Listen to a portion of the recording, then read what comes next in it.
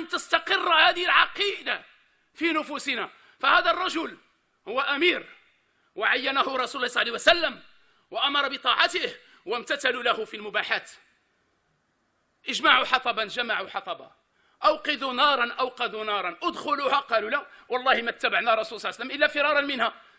فلما خمدت النار رجعوا إلى رسول الله صلى الله عليه وسلم فذكروا له بعدما قضوا مهمتهم، قالوا يا رسول الله إن فلانا أمرنا بكذا وكذا فامتثلنا أوامره، لكن لما تأججت النار واصطلت واضطرمت قال ادخلوها فأبينا. فقال عليه الصلاة والسلام انظروا، وهي رسالة لكل مخدوع، انظروا إلى هذه الكلمة التي هي فيصل من رسول الله صلى الله عليه وسلم.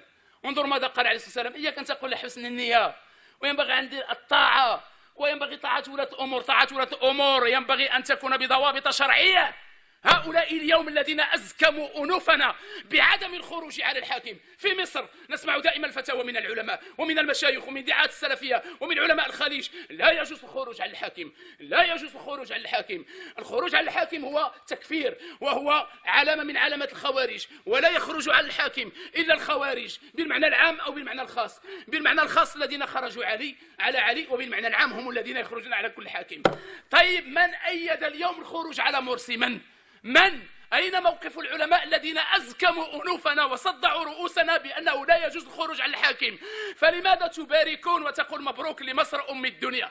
لماذا هذا التهكم من بعض دول الخليج؟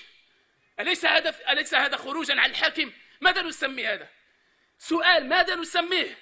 من عقيدتنا لا نرى الخروج على الحاكم، ونرى الصلاة خلف البر والفاجر، ولا ننزع يدا من طاعة، وإذا أمرنا بمعصية لا نسمع ولا نطيع.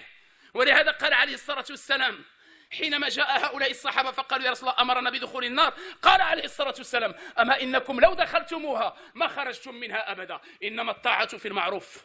الطاعة ينبغي أن تكون في المعروف. يا أخي ينبغي على العالم أن يقف. والله لزنزانة مظلمة أخف من عذاب الله في القبر.